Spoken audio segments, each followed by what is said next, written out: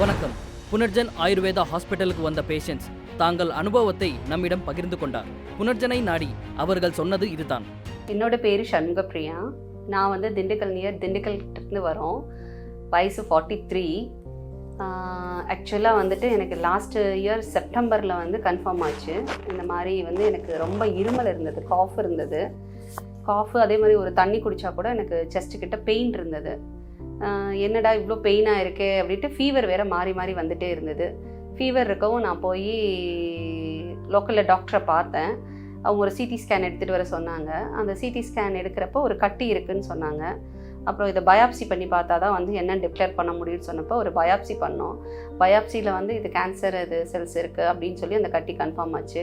அதனால் ஆயுர்வேதா வந்து நான் யூடியூப்பில் வந்து இதை பார்த்துருக்கேன். அது இல்லாமல் என்னோடய ஃப்ரெண்டு வந்து ஒரு 3-4 மந்த்ஸ் முன்னாடி கூட சொன்னாங்க, இந்த மாதிரி நிறைய பண்ணுறாங்க, அது எப்படி இருக்குன்னு ஒன்ஸ் போய் நீ பார்த்துட்டு வா அப்படின்னாங்க.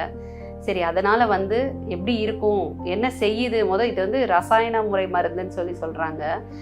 இதை பற்றி எனக்கு ஏன்னா சித்தா ஆயுர்வேதெல்லாம் தெரியும் நிறையா. இது எப்படி இருக்கும் என்னன்னு தெரியல.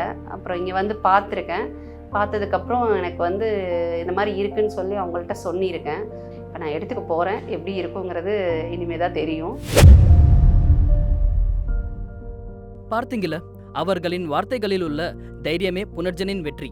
அவர்களின் நம்பிக்கையே புனர்ஜனை முன்னோக்கி செலுத்தும் வலிமை. புனர்ஜன் ஆயுர்வேதா ஹாஸ்பிட்டல்ஸ் அனைத்து அறிகுறிகளுடன் பேஷண்ட் போராடும் போது நோய் எதிர்ப்பு சக்தியை அதிகரிக்க பெரிதும் உதவுகிறது. இதுபோல் புனர்ஜன் இன்னும் பல உயிர்களுக்கு வெளிச்சம் கொடுக்க தொடர்ந்து முயற்சி செய்து கொண்டே இருக்கிறார். நன்றி.